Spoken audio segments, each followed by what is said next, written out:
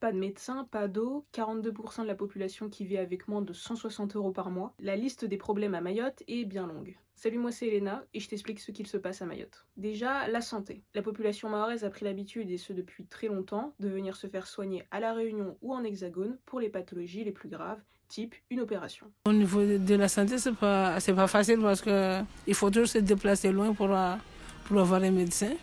À part que maintenant, heureusement qu'il y a les infirmières libérales qui passent pour voir les personnes âgées et tout ça, mais avant, il n'y avait pas ça. Mais sinon, pour se soigner, il faut toujours se déplacer un peu plus loin.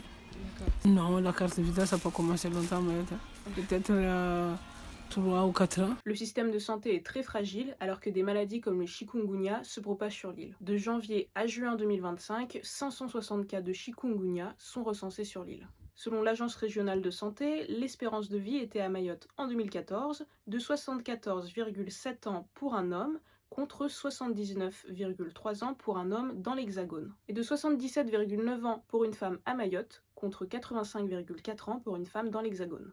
Ajoutez à cela la pauvreté qui règne sur l'île. Selon l'INSEE en 2018, 77% de la population vivait sous le seuil de pauvreté. Et en 2022, 42% de la population vivait avec moins de 160 euros par mois. À Mayotte, il y a plein de problèmes un peu bizarres, comme les enseignants qui ne sont pas payés depuis 3 mois. Pour cause, des problèmes informatiques. Selon le rectorat, 250 personnes sont concernées.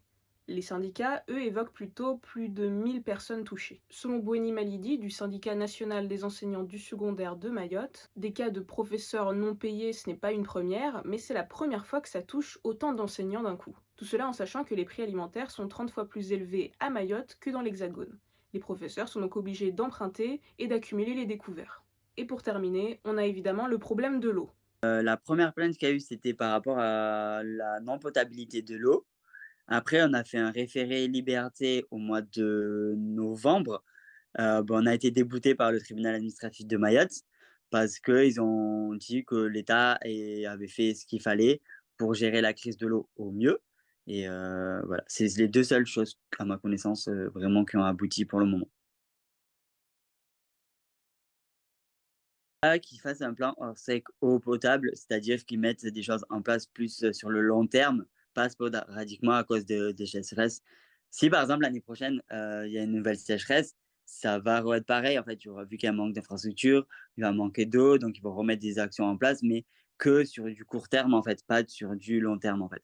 Et nous, on veut des actions sur le long terme de la part de l'État. Pendant 54 heures, on n'avait pas de l'eau sur la semaine, en fait. Et il y a des quartiers, par exemple, ma collègue, la présidente de l'association, elle n'avait pas d'eau H24 parce que l'eau n'arrivait pas à son étage. Pareil pour la distribution d'eau, bah, par exemple, moi, j'ai voulu y aller 2 fois et les 2 fois, j'ai pas pu avoir les bouteilles d'eau gratuites parce que les containers ne sont pas arrivés dans mon village.